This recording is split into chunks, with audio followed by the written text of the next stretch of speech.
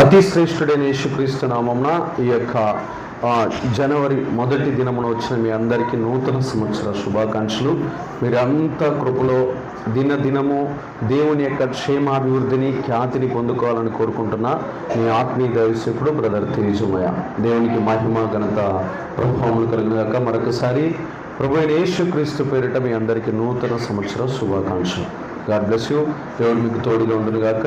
ప్రతినిధులారా, సుమారు దగ్గర 15 కోట్ల సెకండ్లను మనకు ఉచితంగా ఇచ్చాడు దేవుడు. చెప్పండి, ఎన్ని సంవత్సరం? 15 కోట్ల సెకండ్లను మనకి ఉచితంగా ఇచ్చేశాడు. ఉచితంగా ఈ సంవత్సరం అంతా మనకి ఉచితంగా ప్రపంచంలో ఉన్న 850 కోట్ల మంది ప్రజలకి ఉచితంగా తన దయా కిరీటంలోనికి మనల్ని అడుగుపెట్టేటట్లు చేశాడు.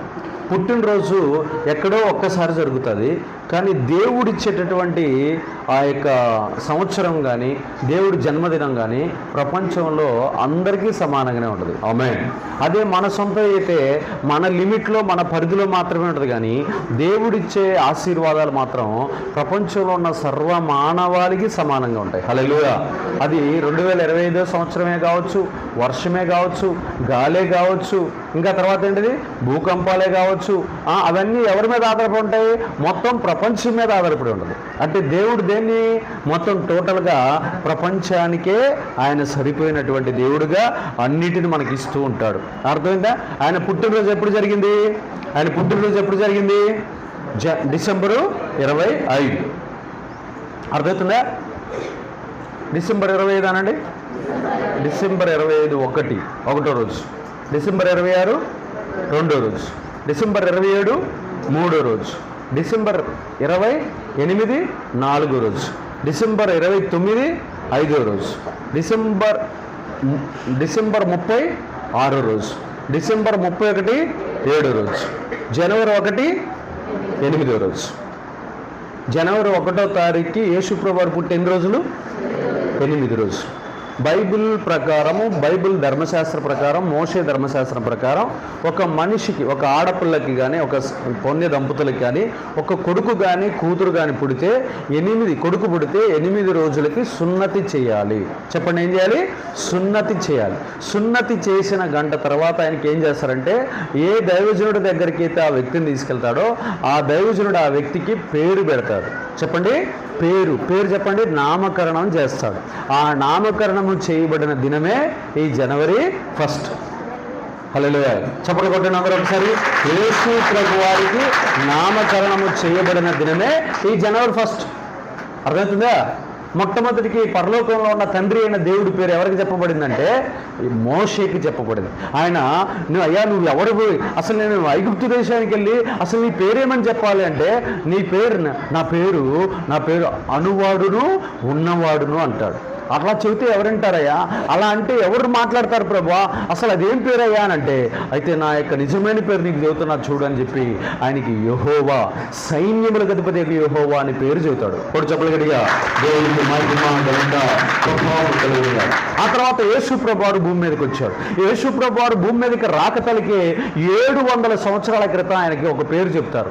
ఏమని పేరు చెప్తాడంటే, కన్యక గర్భవతి అయి కుమారుణ్ణి కనును, అతనికి ఇమ్మానుయేలు అని పేరు పెట్టబడును అంటారు.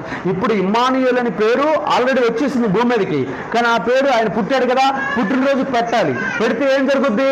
హేరోదు రాజు పట్టుకొని తెగ నరికి చంపేస్తాడు. కాబట్టి ఇప్పుడు కన్యా మరియమ్మకి రెడీ చెప్పండి. కన్యా మరియమ్మకి పరలోకం నుంచి గాబ్రియేలు దూత వచ్చి ఏం చెప్తాదంటే, అమ్మా నువ్వు ఒక కుమారుని కంటావు, అతడు తన ప్రజలను వారి పాపముల నుండి విడిపించును కాబట్టి, రక్షించును కాబట్టి అతనికి యేసు అని పేరు పెట్టెదవు. ఏమని పేరు? అతడు తన ప్రజలను వారి పాపముల నుండి రక్షించును కాబట్టి అతనికి యేసు అని పేరు పెట్టబడును. మత్తయి సువార్త 1:21 ఆ మాట రాయబడి ఉంటుంది. అంటే ఇక్కడ చూడండి, చాలా జాగ్రత్తగా వినాలి. యేసు ప్రభు వారికి 2 పేర్లు ఉన్నాయి. మొట్టమొదటి పేరు ఏం పేరు?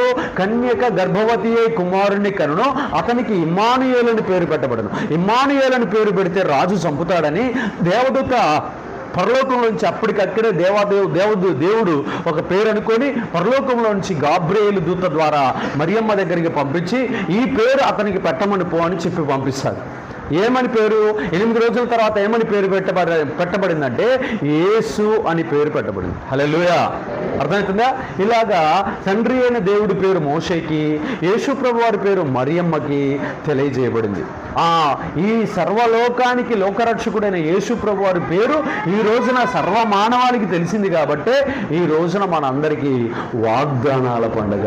కూడా చప్పట్లు గట్టిగా దేవునికి మహిమ ఘనత ప్రభావములు కలిగి మన కోసం ప్రాణం పెట్టేటటువంటి జగద్రక్షకుడు, లోకరక్షకుడు, యుగ పురుషుడు, శక పురుషుడు ఈ రోజున పుట్టాడు కాబట్టి ఆ పుట్టినటువంటి వ్యక్తి పేరు మీద మనం అందరం రక్షించబడ్డాం కాబట్టి ఈ రోజున మనం అందరం ఖచ్చితంగా పండుగ చేసుకోవాలా వద్దక్క? స్వార్థక చేసుకోవాలొద్దా? ఎట్లా చేసుకోవాలి?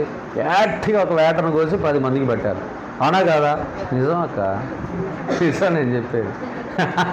ఎందుకంటే నిజం అది. ఎందుకో తెలుసా? మనకి రక్షణ కలగజేసిండు దేవుడు. ఏం కలగజేసిండు? రక్షణ. మీరు దేనికి భోజనాలు పెడతారో కూడా తెలియదు. అసలు దేనికి పండగలు చేస్తారో కొంతమందికి అర్థమే కాదు. అర్థమవుతుందా? మనల్ని రక్షించిండు. దేని నుండి? నరకం నుండి, పాపము నుండి, శాపము నుండి, దుఃఖము నుండి, వేదన నుండి, దరిద్రమైనటువంటి కుష్టు వ్యాధుల నుండి, వైరస్ల నుండి మనల్ని రక్షించినందుకు ఆ రక్షకుడు నామకరణ దినం రోజున మనమంతా కూడా ఈ యొక్క పండుగ వాతావరణాన్ని నెలకొల్పుకుంటున్నాం. దేవునికి మహిమ కలుగును గాక. ఈరోజు మనం తెలుసుకోబోతున్న అంశం పేరు ఏంటంటే ఈ సంవత్సరంలో దేవుడు నీకు ఏమి అనుగ్రహించును. ఈ సంవత్సరంలో దేవుడు నీకు ఏమి అనుగ్రహించును. ఎస్తేరు గ్రంథం 5వ అధ్యాయం 6వ వచనం. ఎస్తేరు గ్రంథము 5వ అధ్యాయం 6వ వచనం. ఎస్తేరు గ్రంథము 5వ అధ్యాయము 6వ వచనాన్ని ఒకసారి మనం చూద్దాం.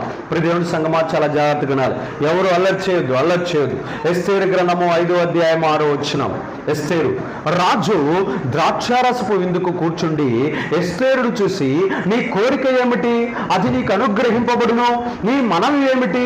అది రాజ్యంలో సగము మట్టుకైనను చేయబడును అని చెప్పగా ఎస్తేరు ఇలాగ ప్రత్యుత్తరం ఇచ్చును. ఆమె ఇక్కడ రాజు అంటే అక్కడున్న అహశ్వారోసు రాజు మనకి ఇక్కడ ఉన్న సియోను రాజుతో సమానం. ఈ సంవత్సరం అందు నీకు ఏ కోరిక ఉందో ఎస్తేరు? ఓ ప్రియ దేవుని సంగమా, ఓ ప్రియ దేవుని బిడ్డ, నీకు ఈ సంవత్సరం అందు ఏం కావాలో కోరుకో. నీకు ఏం కావాలంటే దాన్ని నేను అనుగ్రహిస్తాను. దేవుడు ఏమంటున్నాడు? నువ్వు ఏం కావాలో కోరుకో, దాన్ని నేను నీకు అనుగ్రహిస్తాను. గట్టిగా చెప్పాలి, అనుగ్రహిస్తాను. నీ కోరిక యావత్తు నెరవేరుస్తాను. నీకు ఈ రాజ్యంలో సగం మట్టుకు కావాలన్నా నీకు రాసిస్తాను. హల్లెలూయా.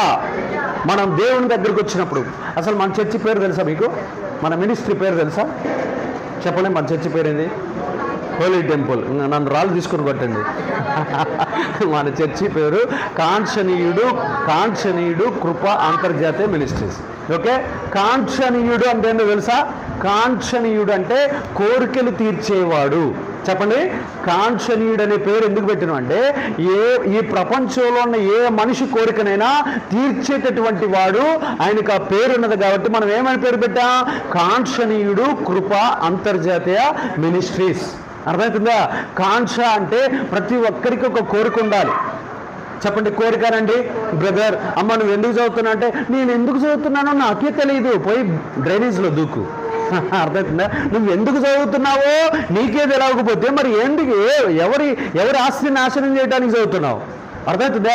కోరిక. చెప్పండి, నేను మంచి ఉద్యోగం సంపాదించాలి, నేను అందరికంటే మంచి స్థానంలో నేను ఉండాలి, ప్రభు మంచి ఇల్లు నేను నా పిల్లలకి ఆశీర్వాదకరంగా ఇవ్వాలి, నేను మంచిగా ప్రార్థనా పరురాలుగా మార్చబడాలి, నేను మంచి ఆత్మీయురాలుగా, అయ్యా నేను ప్రార్థన చేస్తే అనేక మందికి స్వస్థతలు, అద్భుతాలు, ఆశ్చర్యకార్యాలు, సూచక్రియలు జరిగేటటువంటి ఆత్మీయురాలుగా నేను మంచి నీ నామానికి మహిమను తెచ్చేటటువంటి పాత్రగా నేను ఉండాలి. ఇలా ఎప్పుడైతే నువ్వు ఒక మంచి కోరిక కలిగి ఉంటావో, ప్రభువా మా నాన్నగారికి ఆరోగ్యం బాగలేదు, ఆ ఆరోగ్యం నా ప్రార్థన ద్వారా వచ్చునుగాక, తిరిగి వచ్చునుగాక, మా ఇంట్లో వారికి రక్షణ లేదు, రక్షణ లేని వారికి మా ఇంట్లో వారందరికీ రక్షణ అనుగ్రహించయ్యా అని మనం ఆయన దగ్గరకు వచ్చి కోరుకుంటే ఆ కోరికలన్నీ నెరవేర్చునుగాక. 2026 సంవత్సరం జనవరి 1వ తారీఖు కల్లా నువ్వు ఈ రోజు కోరుకున్న ప్రతి కోరిక నెరవేర్చబడునుగాక. ఆమేన్. నేను ఈ మందిరం కట్టాలని ఆశ కలిగి ఉన్నాను. 2026 సంవత్సరం కల్లా ఆ మందిరం కట్టబడి మీ అందరికీ నేను ఒక గొప్ప సాక్షిగా నిలబడదను గాక. ఆమేన్. ఇలాగా ఒక్కటి కాదు, 2 కాదు, 3 కాదు, వేలాది మందిరాలు కట్టాలని ఆశతో ఉన్నప్పుడు ఆ ఆశపడి ప్రాణాన్ని దేవుడు తృప్తిపరచును గాక. అలాగే నువ్వేం చేయాలి? ప్రభువా, నా ఇంట్లో ఉన్నటువంటి నా భర్త వ్యసనాక్రాంతుడిగా ఉన్నాడు, నా కొడుకు నా మాట వింటలేదు, నా కోడలు నా మాట వింటలేదు, నా పిల్లలు అల్లరి పిల్లలై ఉన్నారు ప్రభువా, వారందరినీ ఈ సంవత్సరం నేను మార్చుకుంటాను, వాళ్ళందరినీ నీ వైపు త్రిప్పుకుంటాను, వారందరినీ నీ చిత్తంలోనికి నడిపిస్తాను, వాళ్ళందరినీ నీకు ఇష్టలుగా నీకు ప్రియులుగా మార్చేస్తాను. ఇది నీ కోరికై ఉండాలి. ఇదంతా నీకేమై ఉండాలి? నీ కోరికై ఉండాలి. నీ కోరిక, నీకు ఏదైతే కోరుకుంటావో అది నేను నీకు అనుగ్రహించదనగాక, అది నేను నీకు అనుగ్రహించదనగాక. కోరికలు అనంతాలు అన్ని ఉండకూడదు. 1, 2, 3, 4, 5 ఉండాలి. అనంతమైన కోరికలు కలిగి ఉన్నావు అనుకో, ఒక్కటి కూడా నెరవేర్చబడదు. అర్థమవుతుందా? కోరికలు అనంతాలు, ఈ గుర్రాల కంటే ప్రమాదకరమైనవి అన్ని ఉండకూడదు. ఒక 5 నుంచి 10 మధ్యలోనే ఉండాలి. అవి మంచి కోరికలై ఉండాలి. అవి ఏమై ఉండాలంట? మంచి కోరికలై ఉండాలి. అర్థమవుతుందా? ప్రభా, ఏంటి ప్రభు, ఒక్కటే భార్యతో తట్టుకోలేకపోతున్నా, 4 భార్యని, అరే రే అరే మామూలుగా అన్నాడు. అలాంటి కోరికలు కోరుకోకూడదు. అవి దేవుని చిత్తానుసారమైన కోరికలు కావు. అర్థమవుతుందా? దేవుడికి ఒక చిత్తం ఉంటుంది. చెప్పండి, దేవుడికి ఒక చిత్తం ఉంటుంది. ఇది కరెంటు పోద్ది, ఇది కరెంటు, అక్కడ కరెంటు పోతే ఇటు మంచి సినిమా చూస్తాడు. ప్రభు, అర్జెంటుగా కరెంట్ రావాలి ప్రభు, దేవా దేవా దేవా స్తోత్రం అంటే అది దేవుడి చిత్తానుసారమైన కోరిక కాదు. ప్రభు, ఎదుటివాడు బాగా షాపు నడుపుకుంటున్నాడయ్యా, నా షాపు డల్లుగా నడుస్తుంది ప్రభా, వాడి షాపు కూలిపోవాలి ప్రభా అని వీడు ప్రార్థన చేస్తే ఆ ప్రార్థన దేవుడు ఆలకించడు. అది దేవుడి చిత్తానుసారమైన కాదు. చాలా మంది లవ్ చేసుకొని, అన్న నేను ఆ అమ్మాయి లేకపోతే చచ్చిపోతాను, ప్లీజ్ అన్న నీకు దండం పెడతాను, నా కోసం 3 రోజులు ఉపవాసం ఉండుతా. రే నువ్వు దేవునికి చిత్తంలో లేని ప్రార్థన కోరుతున్నావు. ఏం ప్రార్థన? దేవుడు చిత్తం లేని ప్రార్థన. అది నేను ఎంత ప్రార్థన చేసినా వింటాడా? వినని ప్రార్థన నేను చెప్తాను బ్రదర్, అది తప్పు ప్రార్థన. అట్లా చేయకూడదు. అంటే మంచి కోరికలు. ప్రభువా, నేను ఒక మంచి ఇల్లు కలిగి ఉండాలి, 4 కార్లు కలిగి ఉండాలని కాదు, 1 కారు మంచిది ప్రభువా. ఏంటిది? ఒక మంచి కారు ఇవ్వయా, ఒకటే ఇవ్వయా చాలు, 1 కారు. ఓకే, ఆహారం లేక కరువులో ఉన్నాను ప్రభా, ఈ కరువును తీసివేయి ప్రభా. ఉద్యోగం లేక అల్లాడిపోతున్నాను, మంచి బ్రాండెడ్ కంపెనీలో, మంచి మల్టీనేషనల్ కంపెనీలో 1 ఉద్యోగం ఇవ్వయా అని అలా అడగాలి. అలా అడిగినప్పుడు ఆ హృదయ వాంఛలు దేవుడు తీర్చునుగాక. నువ్వు కోరుకున్న రేవుకు దేవుడు నిన్ను చేర్చునుగాక. ఈ సంవత్సరంలో అలాంటి శుభకార్యాలు, అలాంటి అద్భుత కార్యాలు, ఆశ్చర్యకరమైన వర్తమానాలు, ఆశ్చర్యకరమైన శుభవార్తలను వినదవుగాక. నీకు క్షేమము కలుగునుగాక, మేలు వెంబడి మేలు నీకు కలుగునుగాక, నీ సరిహద్దులు విశాలపరచబడునుగాక, నీకు అధికమైన రాబడి వచ్చునుగాక, అత్యుత్తమమైన బహుమానాలు, ప్రతిఫలాలు ఈ సంవత్సరమందు నువ్వు పొందుకొనిదవుగాక. స్తోత్రం, హల్లెలూయా. అలాగా మన జీవితంలో మనం ఏం చేయాలంటే, దేవుడి దగ్గర నుంచి ఏమొస్తాయంటే బహుమానాలు. గడి చెప్పండి, ఏమొస్తాయి? బహుమానాలు వస్తాయి. ఆ బహుమానాలన్నిటిని మనం ఏం చేయాలంటే పరలోకం నుంచి మనం పొందుకోవాలి. గడి చెప్పండి అమ్మా, ఏం చేయాలి? పరలోకం నుంచి మనము పొందుకోవాలి. వర్షం అనండి అందరూ. వర్షం 2-3 సంవత్సరాలు కురవకపోతే మనం ఎటు చూస్తాం? 2-3 సంవత్సరాలుగా కురిస్తేనేమో ఈ బురదలో ఆట ఆడుకుంటూ ఉంటాం. ఆ బురదలో ఆటలాడుకుంటూ డ్యాన్సులు వేస్తూ ఉంటాం బురదలో. అర్థమవుతుందా? ఎప్పుడైతే 2-3 సంవత్సరాలు వర్షం కుడతావు, తినడానికి తిన్నది కదా, అప్పుడు ఇట్టు చూస్తూ ఉంటాం. ఇంగిటి ఉన్నాడు, ఇటే పోద్ది, ఇంగిట చూస్తూ ఉంటాం. ఇంకొకడేమో వాడు కప్పల మేదేసుకుని అని ఎగురుతూ ఉంటాడు. అవన్నీ ఎంత ఎగిరినా వర్షాలు. ఎవరు? దేవుని యొక్క కృప అన్నట్టు గట్టిగా, దేవుని యొక్క కృప. నువ్వు ఎప్పుడు పైకి ఎందుకు చూస్తున్నావు? వర్షం రావాలంటే పైన ఉన్న చక్రవర్తి కృప ఉంటేనే అది వస్తుంది. ఆ వర్షం లేకపోతే నీ యొక్క నోట్లోకి 5 ఏళ్ళు పోవు. కాబట్టి వర్షాన్ని, మంచుని, సమయాన్ని, గర్భఫలాన్ని, ఇంకా ఏమిస్తున్నాడు? ఆయుష్ని, ఆరోగ్యాన్ని, ఇవన్నీ ఇచ్చేది ఎవరు? సీఎం రేవంత్ రెడ్డి. ఎవరమ్మా ఇచ్చేది? ఎవరు ఇస్తారు? పిఎం గారు ఇస్తున్నారా? దేవుడు. గడి చెప్పండి, దేవుడు. దేవుడు అనండి అందరూ. దేవుడు. దేవుడు పేరేం పేరు? నజరేయుడైన యేసుక్రీస్తు. మనకు ఆయుష్ ఇచ్చేది, మనకు ఆరోగ్యం ఇచ్చేది, మనకు ఆనందం ఇచ్చేది, మనకు వాతావరణాన్ని కల్పించేది, మనకు తినటానికి శ్రేష్టమైన ఫలాలను ఇచ్చేది, మంచి మంచి పండ్లను ఇచ్చేది దేవాతి దేవుడు. దేవాతి దేవుడు. ఈరోజు ఒక మంచి ఆహారాన్ని మనం తింటున్నామంటే ఆ కృపనిచ్చేది కూడా దేవుడే, దేవుడే, దేవుడే. అలాంటి వాటిని మా దేవుడు మనకు అనుగ్రహిస్తాడు. ఇప్పుడు దేవుడు ఏం అనుగ్రహిస్తాడో నేను మీకు చూపిస్తాను, చూడండి. మీకు ఏం కావాలో అది బలంగా అడగండి, దేవుడు ఈరోజు మీకు అది అనుగ్రహించును గాక. చూద్దాం. కీర్తనల గ్రంథము 29:11. కీర్తనల గ్రంథము 29:11. కీర్తనల గ్రంథము 29:11. కీర్తనల గ్రంథము 29:11. కీర్తనల గ్రంథము 29:11. యెహోవా తన ప్రజలకు బలము అనుగ్రహించును. యెహోవా తన ప్రజలకు సమాధానం అనుగ్రహించును. సమాధానము కలగజేసి వారిని ఆశీర్వదించును. ఏమనుగ్రహిస్తాడంట? యెహోవా తన ప్రజలకు. మనం ఎవరు ప్రజలము? సాతాను ప్రజలమా, దేవుడి ప్రజలమా? దేవుడి ప్రజలం. యెహోవా తన ప్రజలకు బలమును అనుగ్రహించును. గడి చెప్పాలి. ఏమిస్తాడంట?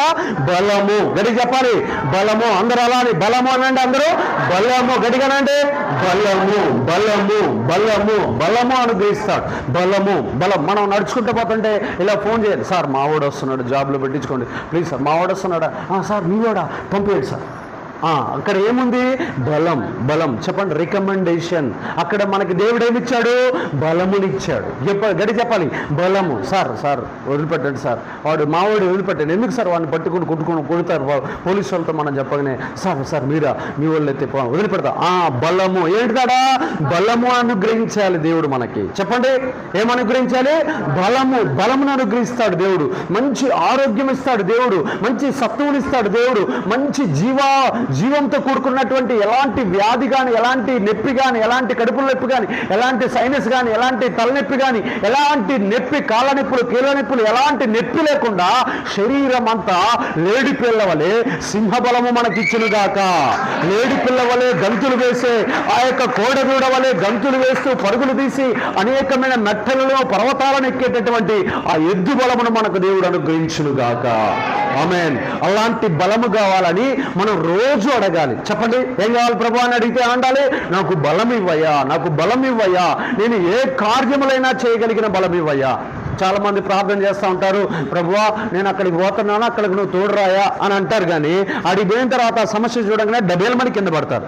కానీ మనం ఏమని ప్రార్థన చేయాలంటే, ప్రభువా నేను ఏ పనినైనా చాకచక్యంగా చేసే ఆ బలమును నాకు అనుగ్రహించు, ఆ సత్తువు నాకు ఇవ్వు, ఆ జీవము నాకు ఇవ్వు, నాకు ఆ అభిషేకం ఇవ్వు అని అడగాలి.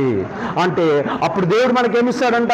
దేవుడు తన ప్రజలకు బలమును అనుగ్రహించును, సమాధానమునిచ్చి వారిని ఆశీర్వదించును. సమాధానాన్ని ఇచ్చి ఏం చేస్తాడంట? వారిని ఆశీర్వదించును. భయము అనండి అందరూ. భయము అనండి గట్టిగా. భయము అనండి. బైబిల్లో ఒక మాట రాయబడింది, దేవుడి భయం అనండి అందరూ. దేవుడి భయం అంటే అక్కడ టీవీలో సినిమా వస్తూ ఉంటుంది, దాన్ని చూడకుండా మనం పక్కకి వెళ్ళిపోతాం. చూసినాం అనుకో ఆడ ఏమి లేదని అర్థం, దేవుడి భయము లేదని అర్థం. అదే మనం అది వస్తున్నా కానీ మనం చూడకుండా పక్కకి వెళ్తుంటే ఏమైంది? మనకి ఆడ ఏమున్నట్టు? దేవుడి భయము ఉన్నట్లు. ఆ దేవుడి భయాన్ని దేవుడి కనుక మన దగ్గర ఉన్నాదని చూశాడు అనుకో. కీర్తనల గ్రంథము 133 అధ్యాయం ఒకసారి. కీర్తనల గ్రంథము 133 అధ్యాయము 15-16. ఒక నిమిషం నేను చెప్తాను. ఒక నిమిషం వస్తుంది, ఏం బాధపడదు.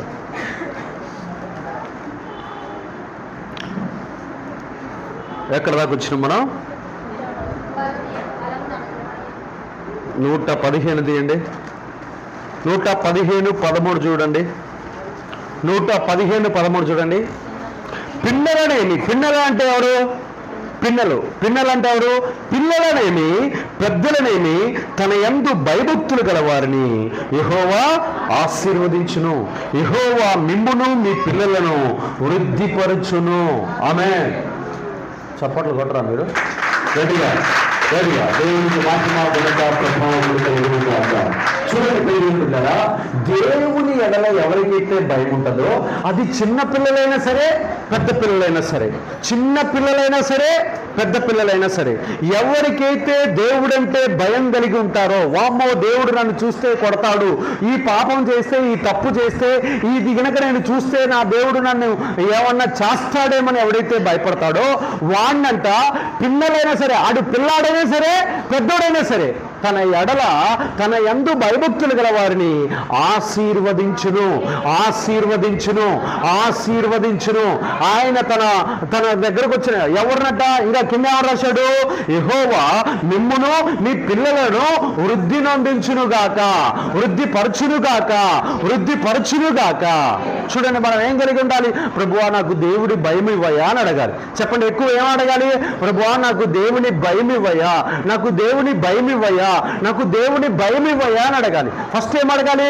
నాకు బలం ఇవ్వయా, నాకు బలం ఇవ్వయా, నాకు బలం ఇవ్వయా అని అడగాలి. రెండోది ఏం అడగాలి? నాకు భయం ఇవ్వయా, నాకు భయం ఇవ్వయా అని అడగాలి. అర్థమవుతుందమ్మా? మీరు చూడండి, మీరు చర్చికి, మన చర్చిలో ఏ పాస్టర్ అయినా మీరు లోకంలో చూడండి, మన చర్చికి ఆడపిల్లలు వస్తారు, చాలామంది వస్తారు. వాళ్ళు ఎందుకు ఇక్కడ దాకా డ్రెస్సులు వేసుకొని రారు చెప్పండి? ఎందుకురా? ఏంటిది? ఎవరున్నారాడా చర్చిలో? ఎవరున్నారు? దేవుడు కాదు, అది మిగతా వాళ్ళు ఎందుకు ఇక్కడ దాకా వేసుకుంటారు? ఇక్కడ దాకా ఎందుకు వేసుకుంటారు? ఇక్కడి నుంచి ఇక్కడ దాకా ఎందుకు వేసుకుంటారు? ఎవరు లేరు అక్కడ తిట్టేవాడు, వాడు లేడు. ఆ యొక్క మతాలలో గద్దించేవాడు లేడు. గద్దించేవాడు లేకపోతే వీళ్ళు గంగిరెద్దుల్లాగా తయారైపోతారు. అర్థమవుతుందా? ఇప్పుడు నువ్వు వేసుకొని రా, వచ్చేవారు నేను చర్చికి రానైతే నేను చూస్తా, వస్తారా?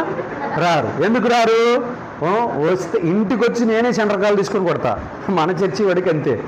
రియల్గా చెప్తున్నా, దేవునికి మహిమ కలుగుతుంది. కారణం ఏంటంటే ఇక్కడ ఏం రాశాడంటే, మనం ఇక్కడ ఏం నేర్చుకుంటామంటే దేవుని భయం. గడి చెప్పండి, దేవుని భయం మనం నేర్చుకోవాలి. దేవుని భయము ఐశ్వర్యముతో సమానము.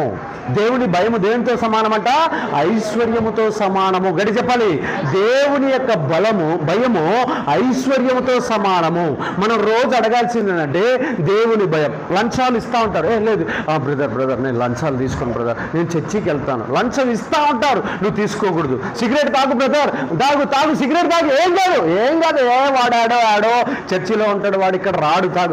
గంజాయి తాగు, కైని వేసుకో, ఈ ఒక్కసారి కళ్ళు తాగు అని ప్రేరేపిస్తూ ఉంటారు. అక్కడ ఏం కనబడాలి మనకాడ? భయం, దేవుని భయం కనపడతా ఉండాలి. గడి చెప్పండి, దేవుని భయం. ఒక ఆయన ఇప్పుడు స్టేట్ లెవెల్ లీడర్ అయ్యాడు, ఒక క్రిస్టియన్ ఆయన చిన్నప్పుడు ఆఫీసులు పెడతా ఉంటాడు, ఉద్యోగాలు ఇస్తూ ఉంటాడు. ఆ ఉద్యోగాలు ఇచ్చి అందరికి ఇట్లా ఆ ఉద్యోగాలు ఇస్తున్న క్రమంలో, ఆ ఉద్యోగాలు ఇప్పిస్తానని చెప్పిన టైంలో వాళ్ళకి ఏమొస్తాయంటే ఒక రోజుకే 30, 40, 50 అప్లికేషన్లు వస్తాయి. ఒక్కొక్కరి కాడ 10,000 తీసుకుంటాడు. అంటే దగ్గర ఆఫీస్లో 3 లక్షలు ఉంటాయి. ఒక రోజుకి ఆఫీసులో ఎంత ఉన్నాయంట? 3 లక్షల రూపాయల డబ్బులు ఉంటాయంట. ఆ 3 లక్షల్లో 3,000, 4,000 బయటికి తీసి ఆ స్టాఫ్ అందరు కలిసంట వాళ్ళు ఆ బీర్ సీసాలు తెచ్చుకొని తాగడానికి ప్రయత్నం చేసి కూర్చుంటారంట. ఈయన కూడా బలవంతం చేస్తారంట. బ్రదర్ ఏది ఒకసారి చేయటం, బ్రదర్ రండి, ఏం కాదు రండి బ్రదర్ అంటే, వదిలిపెట్ట వదిలిపెట్ట, లేదు బ్రదర్, నేను క్రిస్టియన్ని, ప్రాణం పోయినా నేను మాత్రం సారాయి ముట్టను.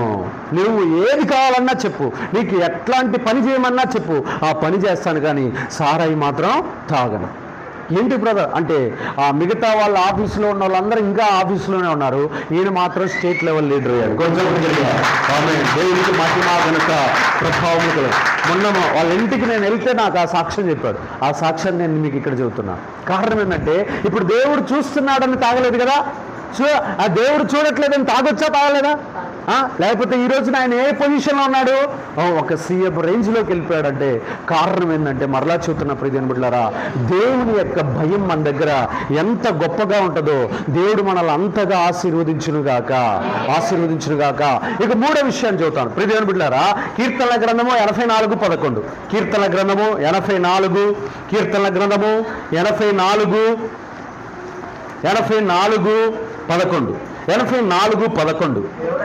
దేవుడైన యెహోవా సూర్యుడును కేడమునై ఉన్నాడు. యెహోవా కృపయు ఘనతయు అనుగ్రహించును. యథార్థంగా ప్రవర్తించు వారికి ఆయన ఏ మేలు చేయక మానడు. ఆమేన్. యెహోవా ఏం అనుగ్రహిస్తాడంట? కృపయు ఘనతయు అనుగ్రహించును. గట్టి చెప్పాలి, కృపయు ఘనతయు అనుగ్రహించును. కృపయు ఘనతయు అనుగ్రహించును. కృప అంటే ఏంటో తెలుసా? అసలు చాలా మందికి కృపామయుడా నీలోనా అని పాటలు పాడుతూ ఉంటాం. అసలు కృప అంటే ఏంటో తెలుసా? నేను చెప్తున్నాను. కృప అంటే ఆయుష్. చెప్పండి, కృప అంటే ఏంటో తెలుసా? ఆయుష్. ఆయుష్ పొడిగిస్తూనే ఉంటాడు. 30 సంవత్సరాలు, 40 సంవత్సరాలు, 50 సంవత్సరాలు, 60 సంవత్సరాలు, 70 సంవత్సరాలు, 80 సంవత్సరాలు, 90 సంవత్సరాలు, 100 సంవత్సరాలు. కృప కృప కృప కృప. కృప అంటే కృప ఈజ్ ఈక్వల్ టు ఏంటయ్యా అంటే, కృప అంటే ఆయుష్. ఆయుష్ ఇస్తూనే ఉంటాడు, ఆయుష్ ఇస్తూనే ఉంటాడు.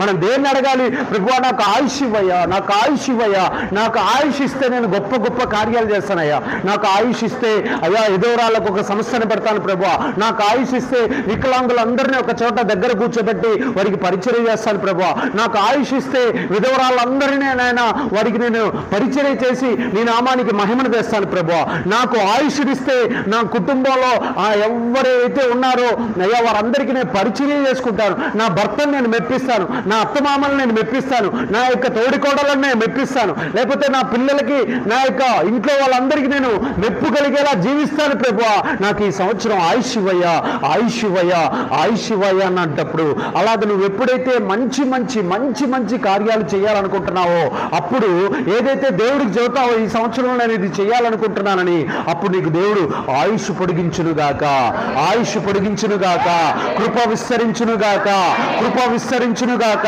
కృప అనుగ్రహించబడునుగాక, కృప పొందుకునేదవుగాక. అక్కడ అంటాడు ప్రభువా రేచీకటి ప్రభువా, రేచీకటి ఉంది ప్రభువా, నాకు ప్రభువా నేను రాత్రిపూట సువార్త సేవ చేయలేకపోతున్నానయ్యా, ఒక్కసారి గనక నాకు గనక ఈ రేచీకటిని తీసేస్తే జీవితాంతం రాత్రనక పగలనక వాక్యం చెబుతూనే ఉంటాను ప్రభువా, ఈ రేచీకటి తీ ప్రభువా అని ఎవరు అడిగారు దేవుడిని? మోషే అడిగారు. ఎవరు అడిగారు? రేచీకటి జబ్బు ఎవరికి బైబిల్లో? పౌలు, అపోస్తులుడైన పౌలు 3 సార్లు అడుగుతాడు. ఏమని అడుగుతాడు? ఒకటే ప్రశ్న, ప్రభువా నీకు దండం పడతా, అయ్యా ఈ రేచి ఇక్కడ తీసివే, ఇంకా బలంగా ఇంకా దేశాలను ఇంకా రాష్ట్రాలను ఇంకా రాజ్యాలను కదిలిస్తా, ప్లీజ్ ప్రభువా, ప్లీజ్ ప్రభువా ప్రభువా ప్రభువా ప్రభువా ప్రభువా ఈ రేచి ఇక్కడ తీసివే ప్రభువా, రాత్రులు కూడా పరిచర్య చేస్తాను ప్రభువా, రాత్రి 6 అయిందంటే కళ్ళు కనబడట్లేదు ప్రభువా, నేను ఎక్కడికి వెళ్ళలేకపోతున్నాను ప్రభువా, ప్లీజ్ ప్రభువా నీకు దండం పడతా అని 3 సార్లు అడుగుతాడు. 3 సార్లలో ప్రభు ఏమంటాడు తెలుసా? నా కృప నీకు చాలు, నా కృప నీకు చాలు. అంటే నీకు అది ఉంటుంది అంతే, నా కృప నీకు చాలు. ఒకవేళ నీకున్న వరాలకి గనక, నీకున్నటువంటి వరాలు, నీకున్న ఆత్మీయత విషయంలో నేను గనక ఆ ముళ్ళు ఆ యొక్క రోగం నీకు పెట్టకపోతే నీ అంతటి నువ్వే ఏమని ఫీల్ అవుతావు తెలుసా? నాకు ఇన్ని వరాలు ఉన్నాయి కాబట్టి ఇక క్రీస్తు కాదు దేవుడు, నేనే దేవుడు అని చెబుతావు. కాబట్టి నీకు ఆ వరాలతో పాటు ఈ రోగాన్ని కూడా ఎందుకు పెడుతున్నా అంటే నువ్వు ఎప్పుడైతే బలహీనుడువో అప్పుడు నా యందు నువ్వు బలవంతుడు అవుతావు. కొడుకలు గడిగా ఆమేన్, హల్లెలూయా, స్తోత్రం, హల్లెలూయా, హల్లెలూయా, దేవునికి మహిమ. నువ్వు ఎప్పుడైతే బలహీనుడు అన్న సంగతి ఎప్పుడైతే గుర్తు చేసుకుంటావో అప్పుడు నీ ప్రార్థనలకి జవాబు వచ్చును గాక. నేను శక్తిమంతుడి, సిస్టర్ నాకు ఫోన్ చేయండి, మీరు నాకు ఫోన్ చేయండి, నేను ప్రార్థన చేస్తా తగ్గుతుందంటే అంత పీకేది ఏం లేదు ఆడ, అసలు ఒక్క కార్యం కూడా జరగదు. అమ్మా మీరు నాకు ఫోన్ చేశారు, నేను ప్రభువుకు చెప్తాను, ప్రభు కృప, ప్రభు చిత్తమైతే జరుగుతుందని నేను ఎప్పుడైతే నా పదవులతో చెబుతానో అప్పుడు నీ ఇంట్లో కార్యం జరుగును గాక, నీకు కార్యములు చూసేదవు గాక, నువ్వు అద్భుతాలు చూసేదవు గాక, నువ్వు ఆశ్చర్య కార్యాలు చూసేదవు గాక. ఇప్పుడు దేవుని సంగమా మరలా చూస్తున్నా, కృప కృప కృప కృప అంటే అర్థమైందంటే ఎందుకు ఆయుష్ను పెంచుతున్నాడు అని అర్థం. ఈ 2025 సంవత్సరం నాకు ఇచ్చాడు, కనీసం ఒక 10 పుస్తకాలు రాసి, అనేక పాటలు రాసి, అనేకమైన సంఘాలు కట్టి, అనేక కొత్త కుటుంబాలను ప్రభు దగ్గరికి నేను చేర్చేదను గాక, ఈ 4 పనులు బలంగా చేసేదను గాక. ఎప్పుడైతే నువ్వు మంచి పని చేస్తానని దేవుడికి చెబుతావో అప్పుడు నీకేం చెబుతారో తెలుసా? ఆయుష్ ఇస్తాడు. ఒకసారి దోర్కానండి అందరూ, దోర్కానండి అందరూ, తబితానండి, తబిత దోర్కా ఇద్దరికి ఒక ఆమెకే పేర్లు, అర్థమవుతుందా? ఆమె ఒకరోజు చచ్చిపోతుంది. చచ్చిపోతుంది. కుర్చీలో మిషన్ కుట్టుకుంటూ చచ్చిపోతుంది. మిషన్ కుట్టుకుంటూ చచ్చిపోతారే. ఆ ఊరికి అప్పుడే పేతురు గారు వస్తారు. ఆమె చచ్చిపోయినాదన్న సంగతి మొత్తం ఆ ఏరియా ఊరు మొత్తం తెలిసిపోతుంది. తెలిసిపోగానే వెంటనే ఆమె చచ్చిపోయిందని చెప్పి ఆమెను తీసుకెళ్ళి ఆ కుర్చీలోంచి లేపి ఆమెను తీసుకెళ్ళి ఒక బల్ల మీద పడుకోబెట్టి ఆమెని అయ్యా ఈమె ఎలాంటి ఆమె తెలుసాయా, ఈమె ఈ ఊర్లో విధవరాలే, కానీ ఆమె టైలరింగ్ చేసి అనేక మంది విధవరాలకి వస్త్రాలు కుట్టి ఉచితంగా ఇస్తుందయ్యా. ఎవరు చెప్పలేదుగా ఆమేన్. అనేక మందికి తనకు వచ్చిన శాలరీ తీసి తాను తిని కొంచెం మాత్రం తిని మిగతా డబ్బు మొత్తం అక్కర్లో ఉన్న వాళ్ళకి ఇస్తుంది. ఈమె బ్రతకటం చాలా ముఖ్యమయ్యా, చాలా మంచిదయ్యా అని చెబుతారు. మంచిదయ్యా అని చెప్పగానే వెంటనే పేతురు గారు ఆ శవం దగ్గరికి వెళ్ళి గది తలుపులేసి, అయ్యా ప్రభువా, ఈమె చాలా సత్క్రియలు చేసిందంట ప్రభువా, చాలా మేలుడు చేసిందంట ప్రభువా, అనేక మందిని ఆదరించిందంట ప్రభువా, అనేక మందిని ధైర్యపరిచిందంట ప్రభువా, అనేక మందిని విశ్వాసంలోకి నడిపించిందంట ప్రభువా, అనేక మందికి స్వార్థ చెప్పిందంట ప్రభువా, ఈమె ఈ యొక్క పట్టణానికి చాలా అవసరము ప్రభువా, నజరేయుడైన యేసు నామములో ఈమెను లేపుచున్నాను తండ్రి ఆమేన్ అన్నాడు. దెబ్బకి దోర్క లేచి నిలబడింది. కొడుకుగా హల్లెలూయా హల్లెలూయా హల్లెలూయా. అలాగే ఇప్పుడు ఎవడన్నా చచ్చాడు అనుకో, ఫర్ ఎగ్జాంపుల్ మన చర్చిలో ఎవడన్నా బాగా చచ్చిండయా, వీడు పురిమారు నా కొడుకు బాగా తొందరగా చచ్చిపోయినప్పుడు బాగా చచ్చింది. అబ్బా ఇంత తొందరలో ఎట్లా చచ్చిపోయిండు, ఇంత తొందరలో ఈమె ఎట్లా చచ్చిపోయింది, ఈమె మొత్తం కపటమే, నిలువెల్లా కపటమే. అబ్బా నేను ఇంకా 10 సంవత్సరాల దాకా బతుకుతాను అనుకున్నానే, అప్పుడు ఇంత తొందరలో ఎట్లా చచ్చిపోయింది అబ్బా అని అనుకునే దరిద్రమైన క్యారెక్టర్లు మనకు ఉండకుండా దోర్క, తబిత లాంటి క్యారెక్టర్ మనం కలిగి ఉండదము గాక. శవాన్ని దేవుడు ఎప్పుడు లేపుతాడో తెలుసా? శవాన్ని దేవుడు ఎప్పుడు లేపుతాడయ్యా అంటే మనము ఇంకా సమాజానికి అవసరమైనప్పుడే. ఎవరికి? ఇంకా మనము సమాజానికి అవసరం, ప్రభువుకి అవసరమైనప్పుడు మనల్ని తిరిగి లేపుతాడు. మనము ప్రభువుకి కానీ సమాజానికి కానీ అవసరం లేదు అన్నప్పుడు మనం చచ్చిపోయినా దేవుడు పట్టించుకోడు, దైవ సేవకులు పట్టించుకోరు, సమాజం కూడా మనల్ని పట్టించుకోదు. ఎప్పుడు చూడండి, ఏ వ్యక్తినైనా చూడండి, అదిగో మా ఎమ్మెల్యే సార్ బాగా చేస్తాడు సార్, మా పాస్టర్ గారు బాగా చేస్తారు సార్, ఇదిగో ఫలానా అక్కడ ఒక మంచి డాక్టర్ గారు బాగా చేస్తారు సార్, అక్కడ లాయర్ సార్ బాగా. అరే లాయర్లు ఉంటారు, డాక్టర్లు ఉంటారు, పాస్టర్లు ఉంటారు, రాజకీయ నాయకులు వాళ్ళందరూ ఉంటారు. మరి నువ్వెందుకున్నావురా? 3 పూట్ల పొద్దున్నే టిఫిన్, మధ్యాహ్నం లంచ్, సాయంత్రం డిన్నర్, ఇదే మన పని. ఈ 3 కోసుకోవడం, తినటం, పొట్టను పెంచుకోవడం, హ్యాపీగా అసలు ఒక చిన్న పేరు కూడా సంపాదించకుండా చచ్చిపోవటం. ఇంత పక్కింటోడికి కూడా తెలదు మన పేరు. బ్రదర్ నేను తలిపేశానంటే అసలు బయటికి రాను బ్రదర్, ఊరేసుకొని చచ్చిపో. 70 సంవత్సరాలు తలిపేసి బయటికి రాకుండా ఏం పీకడానికి వచ్చును చెప్పమ్మా? బ్రదర్ నేను తలిపేసి బయటికి రాని బ్రదర్, అంత పరిశుద్ధురాలి. 70-80 సంవత్సరాలు ఆయుష్ ఇచ్చింది ఎందుకమ్మా? నీలో నుంచి ఆయన మహిమ బయటకు వచ్చునుగాక, నీ లోపల నుంచి ఆయన మహిమ బయటకు వచ్చునుగాక, నీ లోపల నుంచి క్రీస్తు యేసుకి ఘనత వచ్చునుగాక. అందుకు నీకు ఆయుష్ ఇస్తున్నాడు. ఆ ఆయుష్ను తీసి పక్కనేస్తున్నావు. అర్థమవుతుందా?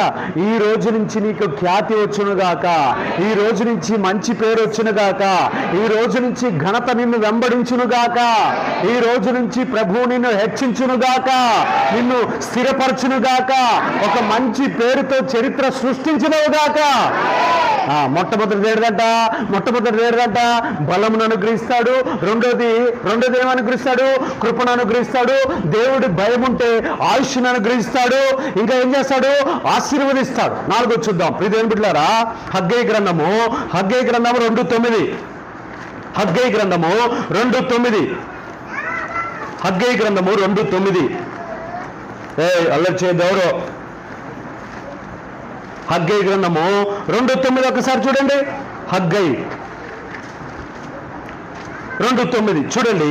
ఈ కడవరి మందిరం యొక్క మహిమ మునుపటి మందిరం యొక్క మహిమను మించునని సైన్యములకు అధిపతి యెహోవా సెలవిచ్చుచున్నాడు.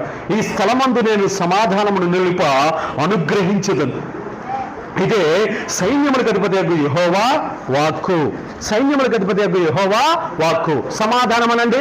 ఈ యొక్క స్థలమందు నేను మీకు సమాధానమును అనుగ్రహించదను. గడి చెప్పాలి, సమాధానమును అనుగ్రహించదను. ఈ సంవత్సరం మన జీవితాల్లో ఏముండాలంటే సమాధానం. గడి చెప్పాలి, సమాధానం. గడి చెప్పాలి, సమాధానం. భార్యాభర్తల మధ్య సమాధానం ఉండదు. ఒకళ్ళు మాట్లాడుకుంటున్నారంటే ఆ రెండు కుక్కలు పోట్లాడుకున్నట్టే ఉంటాయి. అలా ఉండకూడదు. వాళ్ళ మధ్యలోకి ఏం రావాలంటే సమాధానం. ఇది బౌ అంటే అదేమో బౌ బౌ బౌ అంటది. అలా అలా అలా అనకూడదు. అది బౌ అనగానే మనం సైలెంట్గా ఉండేదాము గాక. ఫస్ట్ కుక్క బౌ అనగానే రెండో కుక్క మౌనంగా ఉంటే రెండోసారి డైలాగు ఇంకో కుక్కకి రానే రాదు. కాబట్టి మనం ఎలా ఉండాలంటే మన ఇంట్లో సమాధానం. జాబ్లో కూడా ఏమో ఉండాలి, సమాధానం. తర్వాత జాబ్లో కానీ మనం పనిచేసే స్థలాల్లో కానీ ఇంటిలో కానీ సంఘంలో కూడా ఏముండాలి, సమాధానం. పాస్టర్ గారు ఒకటి చెబుతుంటే లేచి నిలబడి, పాస్టర్ గారు అట్లా లేదుగా బైబిల్లో, అబ్బా ఆ వచనాన్ని ఎట్లా చెబుతున్నానో దాన్ని ఆ సందర్భాన్ని బట్టి ఉంటుంది. అంతేగాని ఒకసారి మీకు ఒక మాట చెబుతాను. ఒక దైవజనుడు చెప్పాడు, ఒక వారం అంట దేవాతి దేవుడు నీ ముందు నడుచుచున్నాడు అని చెప్పిండంట. ఇంకొక వారం ఏమో దేవాతి దేవుడు నీ పక్కనే ఉన్నాడు అని చెప్పిండంట. ఇంకొక వారం చెప్పిండంట దేవాతి దేవుడు నీ వెనకే ఉన్నాడు అని చెప్పిండంట. ఇంకా ఈమెకు మండుతుంది నేనే ఆమెకి. గారు ఒకరోజేమో ముందున్నాను, ఒకరోజేమో పక్కన ఉన్నాను, ఒకరోజేమో వెనకున్నాడు అని చెప్పినావు. ఏంది నీకేమైనా పిచ్చెక్కిందా అంటే, అమ్మ ఈ సందర్భాన్ని బట్టి ఆ వాక్యం వస్తుంది. క్రిస్మస్ రోజు ఈ వాక్యం చెప్పొచ్చా? నూతన సంవత్సరం వాక్యం క్రిస్మస్ రోజు జీవితం చెప్పలేదు. అలాగనే చావు ఇంటికి పోతాను, చావు ఇంటికి పోయి ప్రభువా శ్యామ్ కిషోర్ పెళ్ళి బలంగా చేసినందుకు వందనాలయ్యా అని ప్రార్థన చేస్తే ఏం తీసుకొని కొడతారు? రాళ్ళు తీసుకొని కొడతారు. సరే పెళ్ళి మండపం ఎక్కిన మండపం మీద ఎక్కి ప్రభువా ఇదిగో పెళ్లి కూతురుని ఇప్పుడే పుష్పావతిని చేసినందుకు వందనాలయ్యా అని అనుకో. ఏం తీసుకొని కొడతారు? రాళ్ళు తీసుకొని కొడతారు. అంటే సెన్స్, గట్టి చెప్పండి, సెన్స్. ఆ సందర్భానికి తగ్గట్టుగా వాక్యం చెప్పాలి. అక్కడ రాసిండు, మేమేం చేయాలి? ఆ వచనాన్ని వివరించాలి. ఒకరోజు ముందు నడుస్తాడు, ఒకరోజు పక్కన నడుస్తాడు, ఒకరోజు వెనక నడుస్తాడు, ఒకరోజు పైన ఉంటాడు. ఏమంటాడు? మీరు కింద వైపు చూడొద్దు, మీరు పైకి చూడండి, నేను పైన ఉన్నాను అంటాడు. మరి అవన్నీ ఆయన చెప్పిండా మేము చెప్తున్నా? ఆయన చెప్పిండు. దాన్ని ఎట్లా చూసుకోవాలంటే దాన్ని సమాధానంగా కూర్చొని దైవజనుడి దగ్గర, అయ్యా ఈ ఫలానా రోజు ఈ వాక్యం ఇలా చెప్పావు, ఈ రోజు ఇలా చెప్పావు అని అలాగ పర్సనల్గా కూర్చొని మాట్లాడుకోవాలి. కానీ సంఘంలో నిలబడి ఇంక నాకు పాస్టర్ గారి కంటే ఎక్కువ వాక్యం తెలుసని అక్కడ చెబుతున్న బోధకుడికి ఎదురు మాట్లాడకూడదు. అసమాధానంతో మనము ఉండకూడదు. దేవునికి మహిమ ఘనత ప్రభావములు కలుగును గాక. కాబట్టి మరలా చెబుతున్నాను, నీ ఇంటిలో ఎప్పుడు కూడా ఏముండాలంటే సమాధానం ఉండాలి. గడి చెప్పండి, సమాధానం ఉండాలి. ఇప్పుడు చెబుతున్నా, ఇప్పుడు ఇందాకే చెప్పా కదా, పేరు కోసం మనం బయటికి వెళ్ళాలి. కానీ మన ఇంటిలో మనం ఉన్నప్పుడు ఎలా ఉండాలి? ఎలాంటి సౌండ్లు వినపడకూడదు. చెప్పండి, ఎలాంటి సౌండ్. పక్క ఇంట్లో క్రిస్టియన్స్ ఉన్నారండి, వాళ్ళు అసలు బయటికి రారా, వాళ్ళు కొట్టుకోరు, వాళ్ళు గొడవ పడరు, వాళ్ళకి సంబంధించిన డీటెయిల్స్ మాకేమీ తెలవదండి అన్నప్పుడు మనం చాలా గొప్ప క్రైస్తవం అని అర్థం. అంటే మన ఇంట్లో ఏమి పరిపాలన చేస్తుంది? సమాధానము పరిపాలన చేస్తుందని అర్థం. మన ఇంట్లో మనం తన్నుకుంటుంటే గుద్దుకుంటుంటే 3-4 బజార్లు వినపడింది అనుకో, అప్పుడు మనం క్రిస్టియన్స్ అంటే ఎవడన్నా చర్చికి వస్తాడా? మనల్ని బట్టి ఆ 4-5 కాలనీలు, ఆ 4-5 బజార్లు ఒక్కడ కూడా చర్చికి రాడు. అర్థమవుతుందా? అంటే మన స్వరాన్ని ఏం చేయాలి? తక్కువగా చెప్పండి, తక్కువ చేసి చిన్నగా మాట్లాడుకోవాలి. మనం ఏమన్నా ఆడితేరి ఏమన్నా లక్షల కోట్లు ఏమన్నా సంపాదించినా లేదు కదా. భార్య భర్తలు ఎలా మాట్లాడుకోవాలి? ఎదురుగా కూర్చొని సమాధానంగా, కోపం లేకుండా నెమ్మదిగా మాట్లాడుకోవాలి. నువ్వేమన్నా రేవంత్ రెడ్డి పిఏవా, లేకపోతే ప్రధానమంత్రి మన్మోహన్ ఆయన పేరు నరేంద్ర మోడీకి నువ్వేమన్నా అసిస్టెంట్ డైరెక్టర్వా, లేకపోతే కెమెరామెన్వా? అంత స్పీడ్గా నువ్వు మాట్లాడటానికి, అంత కోపం నీకు రావడానికి కారణమేమి? ఎందుకంత కోపం వస్తుంది? ఆ కోపాన్ని ఈ సంవత్సరం సంపివేసదము గాక. ఆ కోపపు దెయ్యాన్ని సమాధి చేసేదము గాక. ఆ కోపపాత్మను మన ఇంటిలోంచి తరిమి కొట్టి మన ఇల్లు సమాధాన నిలయంగా మార్చబడును గాక. మన ఇల్లు సమాధాన నిలయంగా మార్చబడును గాక. మన ఇంటిలోనికి దేవుని యొక్క సమాధానము దిగివచ్చును గాక. దేవుడు మనకిస్తానన్న సమాధానము, అనుగ్రహాన్ని మనం పొందుకునేదము గాక. ఆ సమాధానాన్ని అనుగ్రహిస్తానన్న దేవుడు ఆ సమాధానాన్ని పొందుకొని మన ఆత్మీయ జీవితంలో మనం ఆనందించుదము గాక. ఒకటోది ఏంటిది? ఒకటోది బలమునిస్తాడు, రెండోది కృపనిస్తాడు, మూడోది దేవుని భయాన్ని ఇస్తాడు, నాలుగోది ఏమిస్తాడు? సమాధానం ఇస్తాడు. ఐదో విషయాన్ని చదువుకుందాం ప్రియమైన బిడ్డలారా. ప్రసంగి గ్రంథము 2వ అధ్యాయం 26వ వచనం. ప్రసంగి గ్రంథము 2:26. ప్రసంగి గ్రంథము 2:26 చూడండి. ఏలయనగా దైవ దృష్టికి మంచివాడిగా నుండి వానికి దేవుడు జ్ఞానమును, తెలివిని, ఆనందమును అనుగ్రహించును. హలో, వింటున్నారా? ఏం చెప్పినా? దైవ దృష్టికి మంచివాడగు వానికంట దేవుడు ఏమిస్తాడంట? తెలివిని, జ్ఞానమును, ఆనందమును అనుగ్రహించును.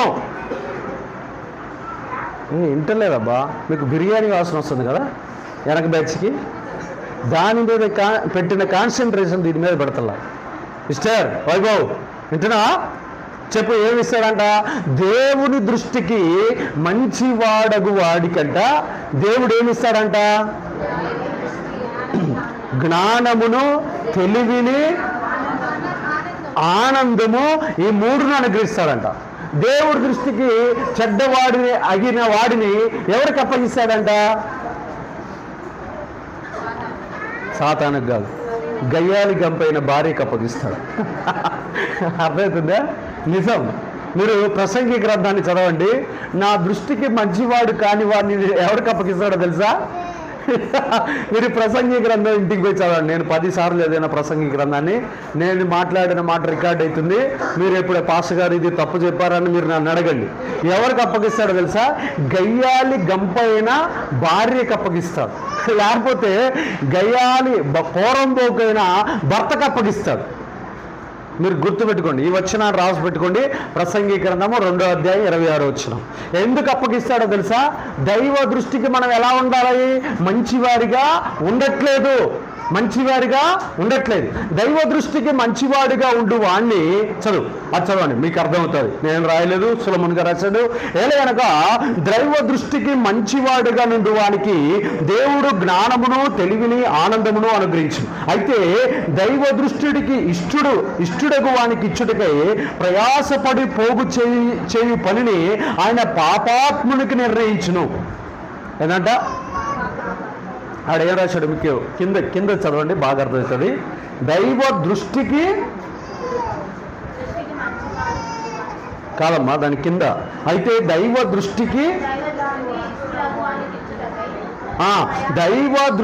ఇష్టుడగు వానికి ఇచ్చుడికై ప్రయాసపడి పోగు చేయు పనిని ఆయన పాపాత్మునికి నిర్ణయించును. ఇక్కడేంది? మొత్తం రివర్స్లో ఉంది.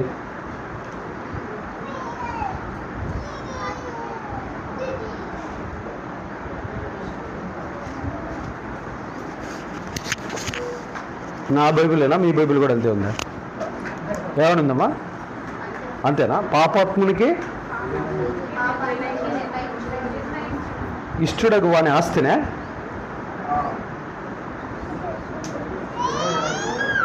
అయితే దైవ దృష్టికి ఇష్టుడగు వానికి ఇచ్చుటకై ప్రయాసపడి పోగు చేయు పనిని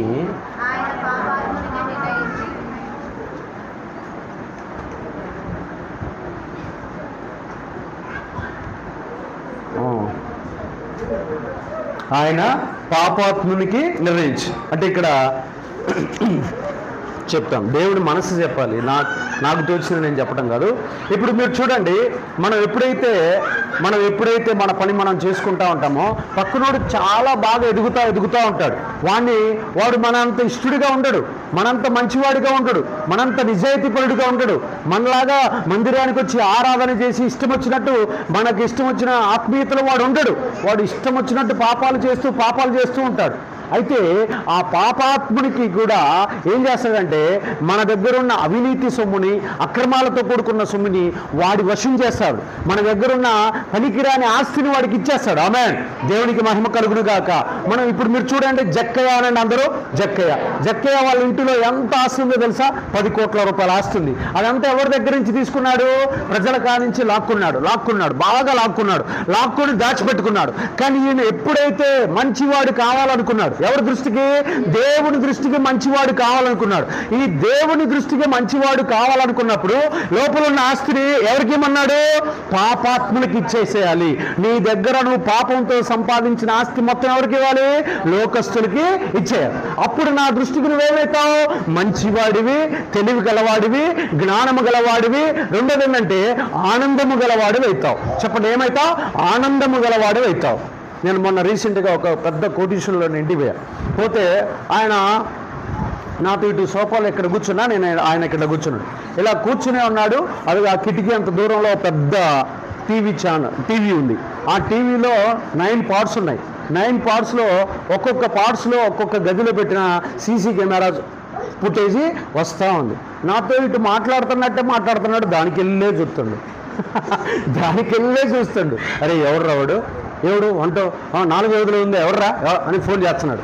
మళ్ళీ అసలు నాతోటి మనస్సు నాకా లేదు. మనసు అంతా ఆడుంది ఆ 9 రూముల మీదే ఉంది. ఎవడొస్తున్నాడా, ఎవడు తలుపు తీస్తున్నాడా, ఎవడు ఏం పని చేస్తున్నాడా అదే. కానీ మనకు ఆ దరిద్రం ఉందా? ఎంత కృప దొరికింది మనకి. మనం నిద్రపోయినాం అనుకో, మీకు నిద్ర ఎన్ని గంటలకు వస్తుందో నాకు తెలియదు, కానీ నేను ఇట్లా నిద్రపోవాలి అనుకుంటే 5 నిమిషాల్లో నిద్రలోకి వెళ్ళిపోతా. ఆమేన్. అదే కోటీశ్వరుడికి, అరే ఆ మంచి సీడీ పంపిరా, నిద్ర రావట్లేదు. అరే మంచి పెన్ డ్రైవ్ తీసుకురారా, నిద్ర. వాడికి ఇంకా నిద్ర పట్టదు. ఆ డబ్బుని బట్టి, ఆ ఇంట్రెస్ట్ని బట్టి, ఆ షుగర్ని బట్టి, ఆ బీపీని బట్టి, ఆ థైరాయిడ్ని బట్టి వాడికి నిద్ర రాదు. మనం 1 కోటి రూపాయలు కావాలని రోజు కోరుకుంటాం, కానీ కోట్ల రూపాయల కంటే అధికమైనటువంటి మంచి మనశ్శాంతి మన కాడ ఉన్నదన్న సంగతి ఆత్మీయులకు మాత్రం మనకి తెలియదు. మనం ఏ పొద్దు ఆ పక్కనున్న బిల్డింగ్ 10 అంతస్తులు కట్టింది మనం ఎప్పుడు కడతామా అనేది అనుకుంటాం, కానీ మన దగ్గర 10 కోట్ల కంటే 100 కోట్ల కంటే విలువైన మనశ్శాంతి, సమాధానం, నెమ్మది ఉన్నదన్న సంగతి మనం ఎప్పుడో మర్చిపోయాం. గడి చెప్పాలి, ఇప్పుడు మర్చిపోయాను. గడిగా చెప్పాలి, మర్చిపోయినాం. మనం మర్చిపోకుండా మనశ్శాంతిని మనం కాపాడుకునేదము గాక. ప్రియమిత్రులారా, ఇక్కడ ఏం రాస్తున్నాడంటే, దేవుడి దృష్టికి ఎవడైతే ఇష్టడుగా ఉంటాడో వాడికి జ్ఞానమునిస్తాడు, వాడికి తెలివినిస్తాడు, వాడికి ఆనందమునిస్తాడు. గడి చెప్పండి, ఆనందమునిస్తాడు. ఆత్మీయ ఆనందాన్ని ఇస్తాడు. గడి చెప్పాలి, ఆత్మీయ ఆనందమునిస్తాడు. మా ఇంట్లో కారం తీసుకొనైనా సరే అండి, మేము మంచిగా తింటాం. మా ఇంట్లో ఎలాంటి భేదాలు ఉండవు. నేను ఏదైతే తింటానో పిల్లలు, భార్య అందరూ అదే తింటాం. కారణం ఏంటంటే మేము మా స్థితిగతులు అన్నిటిని బట్టి మాకు ఏ రోజు దేవుడు ఏ స్థితి ఇచ్చాడో దానికి లోబడి ఉంటాం. కానీ ఈరోజు మాకేంది తింది, మేమేంటి దరిద్రమైన కూరని తింటున్నామని మా ఇంట్లో వాళ్ళు ఎవరు నా ఎదురుగా మాట్లాడిన దాఖలాలు లేవు. కారణం ఏంటంటే మన దగ్గర ఏముండాలంటే ఏ స్థితిలోనైనా సరే ఆనందంగా ఉండేటటువంటి భాగ్యం కలిగి ఉండాలి. మనం ఎవరి దృష్టికి మంచివారిగా ఉండాలి? దేవుని దృష్టికి మనము మంచివారిగా ఉండేదము గాక. ఆమేన్. తర్వాత చూద్దాం ప్రియమైన బిడ్డలారా, ఒకసారి ఏవేలు గ్రంథము 2:14. ఏవేలు గ్రంథము 2:14. ఏవేలు గ్రంథము అలర్ట్ చేయద్దు వదిలిపెడతాను. ఏవేలు గ్రంథము 2, ఇది ఎన్నో పాయింట్ చూడండి, 6వ పాయింట్. ఏవేలు గ్రంథము 2:14. ఒకవేళ ఆయన మనసును తిప్పుకొని పశ్చాత్తాపడి మీ దేవుడైన యెహోవాకు తగిన నైవేద్యమును పానార్పణమును మీకు దీవెనగా అనుగ్రహించును. ఆమేన్. దేవుడు ఏం చేస్తాడంటే దీవెనలో అనుగ్రహిస్తాడు. చెప్పనమ్మా, ఏమని అనుగ్రహిస్తాడు? దీవెనలో అనుగ్రహిస్తాడు. గడి చెప్పాలి మీరు, దీవెనలో అనుగ్రహిస్తాడు. 2020 సంవత్సరాన్ని నేను నా జీవితంలో మర్చిపోలేని సంవత్సరంగా పెట్టుకుంటానండి. కారణం ఏంటంటే నేను చాలా సంవత్సరాలు ప్రార్థన చేస్తే నా దేవుడు నాకు కుమారుని అనుగ్రహించాడు. ఆ సంవత్సరం దేవుడికి మా దీవెన. చెప్పండి, దీవెన. అలాగనే 2014 కూడా 14 గుర్తుపెట్టుకుంటాను, 2018 గుర్తుపెట్టుకుంటాను. ఇవన్నీ నా కుటుంబంలోనికి, నా జీవితంలోనికి పరలోకంలో నుంచి దేవాతి దేవుడు కుమారులను పంపించినటువంటి సంవత్సరాలు. కాబట్టి ఆ సంవత్సరాలు మనం ఎందుకు జ్ఞాపకం చేసుకోవాలంటే, ఏ సంవత్సరం దేవుడు మనల్ని దీవించాడో ఆ సంవత్సరాన్ని మనం గుర్తుపెట్టుకున్నదము గాక. ఈ సంవత్సరం దేవుడు మనకి దీవెన అనుగ్రహించును గాక. దీవెనల వర్షాన్ని మన మీద కుమ్మరించును గాక. దీవెనల వర్షాన్ని మన మీద దేవుడు కుమ్మరించును గాక. దీవెనల వర్షంలో మనం తడిచిపోవదము గాక. దేవుడిచ్చే దీవెనలను మనం పొందుకునేదము గాక. అప్పుడే ఉద్యోగం, అప్పుడే సొంత గృహం, అప్పుడే సంతానము, అప్పుడే సమాధానము, అప్పుడే నెమ్మది, అప్పుడే అన్ని మన ఇంటికి నడుచుకుంటూ వచ్చును గాక. అలాగా మన జీవితాల్లో మనం దీవెనల వర్షాన్ని అనుభవించదము గాక. దేవుడు మనకేమిస్తాడంటే దీవెనలు అనుగ్రహిస్తాడు. తర్వాత మళ్ళీ మనం చూద్దాం. అపోస్తల కార్యములు 14:17. అపోస్తల కార్యములు 14:17. అపోస్తల కార్యములు 14:17. అపోస్తల కార్యములు 14:17. అయినను ఆయన ఆకాశము నుండి మీకు వర్షమును ఫలవంతములైన ఋతువులను దయచేయును, ఆహారము అనుగ్రహించుచు ఉల్లాసముతో మీ హృదయములను నింపుచు మేలు చేయుట చేత తన్ను గూర్చి సాక్ష్యము లేకుండా చేయలేదని బిగ్గరగా చెప్పిరి. ఆమేన్. తర్వాత దేవుడు మనకి ఏమిస్తాడంటే ఆహారం అనుగ్రహించును. అపోస్తల కార్యములు 14:27లో అక్కడ చెప్తున్నటువంటి మాట ఏంటంటే, దేవుడు మనకేమిస్తాడంట, ఆకాశము నుంచి వర్షమును, ఆకాశము నుంచి ఋతుక్రమములను పంపించి మనకు తగిన కాలమందు పంట చేతికొచ్చేటట్లు ఆహారాన్ని అనుగ్రహిస్తాడు. అనుగ్రహం అనండి, ఆహారాన్ని అనుగ్రహిస్తాడు. ఆ అనుగ్రహించబడిన ఆహారాన్ని మనం తింటున్నాం. అయితే అక్కడ ఒక మాట రాశాడు. ఏమని రాశాడు? ఆయన ఏమేమి క్రియలు కార్యాలు చేస్తున్నాడో మనుషులకి తెలియకుండా మరుగై ఉండలేదంట. ఈ ఋతువులను, ఈ ఋతుక్రమాలను, ఈ వర్షాన్ని, ఈ ఎండలను, ఆ పంటలు పండే స్థితిని, ఆ పంటల్లో వచ్చే ఫలాలను అన్ని మనం చూసినప్పుడు వీటి వెనక దేవుడున్నాడని మనం గ్రహించదము గాక. వీటి వెనక ఎవరున్నారని మనం తెలుసుకోవాలంట. దేవుడున్నాడని మనం గ్రహించదము గాక. హల్లెలూయా. దేవునికి మహిమ, ఘనత, ప్రభావములు కలుగును గాక. చూడండి ప్రియమైన బిడ్డలారా, మన జీవితాల్లో మనం గుర్తుపెట్టుకోవాల్సిన అంశాలు ఇవే. ఇంకొక మాట ముగిస్తాను. చూడండి, విలాపవాక్యములు 3:26. విలాపవాక్యములు ఇర్మియా పక్కనే ఉంటుంది. విలాపవాక్యములు 3:26. విలాపవాక్యములు 3:26. చూడండి, నరులు ఆశ కలిగి యెహోవా అనుగ్రహించు రక్షణ కొరకు ఓపికతో కనిపెట్టుట మంచిది.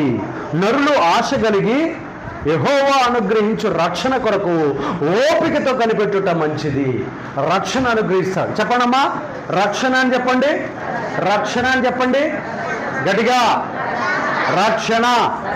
రక్షణ అంటే ఏందో మీకు చెప్తాను. మనం పడుకొని నిద్రపోతూ ఉంటాం. ఒక 2 దెయ్యాలనండి, 2 నరకానికి సంబంధించిన దూతలు, 2 ఇటు పక్కన మంచం పక్కన ఒకటి, ఇటు పక్కన మంచం పక్కన ఒకటి. అంటే మనం మంచం పక్కన అట్టొకటి ఇటొకటి ఉండి, ఇంక రా పోదాం, నీకు టైం అయిపోయింది రా అని అంటాయి. మనల్ని పిలుస్తూ ఉంటాయి. చాలా సందర్భాల్లో మీరు చూడండి. అయితే దేవాతి దేవుడు ఏం చేస్తాడంటే వాటిని గద్దించి అతను మీ అంట రాడు, వెళ్ళిపోండని గద్దిస్తే చాలామంది భక్తుల జీవితాల్లో అవి సంవత్సరాలు రాకుండా అయిపోయాయి. కారణం ఏంటంటే దేవుడు ఆ మనసు మీద పడుకున్న వ్యక్తికి ఏమిచ్చాడంటే రక్షణ అనుగ్రహించాడు. అతను 35 సంవత్సరాలకే చచ్చిపోవాలి, కానీ దేవుడు అతని ఎడల ఏం కలిగి ఉన్నాడంటే, ఇతడు బ్రతికుండటం వల్ల, ఇంకా ఆయుష్ ఉండటం వల్ల ఇతడు చాలా గొప్ప కార్యాలు నా కోసం చేస్తాడని చెప్పి దేవుడు అతనికి ఏం అనుగ్రహించాడంటే రక్షణ అనుగ్రహించాడు. జీవగ్రంథంలో ఇతడు 85 సంవత్సరాలు బ్రతుకుతాడని చెప్పాడు. అయితే ఈ దెయ్యాలు మనల్ని భయపడతా ఉంటాయి. నీ ఆయుష్ అయిపోయింది, రా పోదాం అంటారు. ఒక రోగం వస్తుంది, రా పోదాం అంటది. ఒక వైరస్ వస్తుంది, ఇంకా రా పోదాం అని అంటది. వెళ్ళిపోయారా అని అంటది. అప్పుడు దేవుడు ఆకాశంలోంచి గద్దించి, లేదు లేదు, నేను 85 సంవత్సరాల ఆయుష్ ఇచ్చాను అతనికి, అతను రాడు, అతడికి నా రక్షణను నేను అనుగ్రహించి ఉన్నాను, కాబట్టి మరణదూతలారా మీరు పారిపోండి, మీరు అక్కడ నిలబడవద్దు, అతన్ని ముట్టవద్దు అని చెప్తాడు. హల్లెలూయా. అందుకని ఆ రక్షణ మనకు కావాలంటే నజరేయుడైన యేసుక్రీస్తు వారిని హృదయమందు నమ్మి విశ్వసించి నమ్మి బాప్తిసం పొందినవాడు రక్షించబడును, నమ్మని వానికి శిక్ష విధించబడును. ఏం కలుగుతాడంట? శిక్ష కలుగుతుంది. ఏ శిక్ష? నరక శిక్ష, పాతాళ శిక్ష, అగాధపు శిక్ష, ఇంకా ఇంకా ఏంది? ఇంకా పాతాళము, అగాధము, వెలుపటి చీకటి అనే శిక్ష. ఇలాగా అనేకమైన శిక్షలు ఉన్నాయి. చెప్పండి, ఎన్ని ఉంటాయి? అనేక రకాలైన శిక్షలు ఉంటాయి. మన చర్చిలోకి రాగానే మనం అందరం, నేను ఏం చెప్తాడంటే, అమ్మ స్త్రీలారా మీరందరూ బొట్టులు, గాజులు, పూలు అవన్నీ తీసేసి వచ్చేసేయండి అమ్మ మందిరానికి అని చెప్తాను. అది మీకు చాలా నొప్పి, బాధగా ఉంటుంది. వెరీ గుడ్, మంచిదే, కాదంటలా. కానీ పరలోకంలో కూడా 3 స్టెప్పులు ఉన్నాయి. 3 అనండి అందరూ. పరలోకంలో కూడా 3 స్టెప్పులు ఉన్నాయి. ఒకటో స్టెప్ ఏందో తెలుసా? నూతన భూమి. చెప్పండి, నూతన భూమి. రెండో స్టెప్ ఏందో తెలుసా? నూతన ఆకాశం. చెప్పండి, నూతన ఆకాశం. మూడో స్టెప్ ఏందో తెలుసా? నూతన యెరూషలేం. నేను ఇవన్నీ ఏం తీయనన్నా, నేను ఏసయ్యా నేను ఇలాగనే చర్చికి వస్తాను, మందిరానికి వస్తానయ్యా, నాకు ఇది చాలయ్యా అన్నామనుకో, నిన్ను ఎక్కడ తీసుకొడతాడంటే ఇక్కడే భూమి మీద ఉండమ్మా దరిద్రాలా అంటాడు. ఇదే భూమి శుభ్రం చేసి ఈ భూమి ఇస్తాడు. లేదు లేదు, నేను దేవుడి కోసం దేన్నైనా త్యాగం చేస్తాను, దేవుని కోసం నేను ఎలాగైనా నిలబడతాను, నేను ఫైట్ చేస్తాను అని చెప్పామనుకో, ఆ ఫైటింగ్ చేసిన దాంట్లో ఓడిపోకుండా కొంచెం నిలబడ్డాం అనుకో, ఓడిపోతూ నిలబడుతూ ఓడిపోతాను అనుకో, నూతన ఆకాశంలో ఛాన్స్ ఇస్తాడు. హల్లెలూయా. అసలు ఇక పూర్తిగా సావనే అని చెప్తాను, కానీ ఈ సిద్ధాంతాన్ని మాత్రం వదిలిపెట్టను. నేను దేవునికి ఇష్టంగానే బతుకుతాను తప్ప ఇక నేను మనుషులకి ఇష్టంగా బతకనని తీసి ఇక దేవుడి కోసం బతికిన అనుకో, ఆయన ఉండే, చెప్పు, ఆయన ఉండే నూతన యెరూషలేములోనికి నిన్ను ఆహ్వానిస్తాడు. చప్పట్లు కొట్టాలి గట్టిగా. దేవునికి మహిమ, ఘనత, ప్రభావం కలుగునిగాక. ఇప్పుడు ఒకే క్లాస్లో 40 మంది ఉంటారు. చెప్పండి, ఒకే క్లాస్లో 40 మంది ఉంటారు. ఫస్ట్ ర్యాంక్ వచ్చిన అబ్బాయికి, సెకండ్ క్లాస్ అబ్బాయికి, థర్డ్ క్లాస్లో డ్రుగా లాస్ట్లో పాస్ కాకుండా 1-2 సబ్జెక్టులు ఫెయిల్ అయిన అబ్బాయికి ఒకటే ఘనత ఉంటుందా? చెప్పలే, ఉంటుందా? ఉండదు. ఇప్పుడు మరి మమ్మల్ని ఎట్లా కొట్టాలని ఉంది మీకు? ఇది తీసేసి దేవుడి దగ్గరికి రాండి అమ్మా అంటే, నేను గినక సింగిల్ గాడన్న దొరికితే రాళ్ళు తీసుకుని కొట్టాలని చూస్తాం. అవును కదా? ఇప్పుడు నేను ఫస్ట్ వచ్చాడు కదా, స్కూల్ ఫస్ట్ వచ్చినోడికి ఒకటే ఘనత ఉంటుందా? అసలు సబ్జెక్టులన్నీ తప్పినోడికి, సెకండ్ క్లాస్ వాడికి హెడ్ మాస్టర్ ఒకటే, అరే ఎవడరా మన దాంట్లో 6 సబ్జెక్టులు తప్పినవాడు, రండిరా ముందుకు రండిరా, వాడు ఫస్ట్ వచ్చినోడు ఇద్దరు సమానమైన ఇస్తాడమ్మా? ఇవ్వడు. ఎందుకు ఇవ్వడు?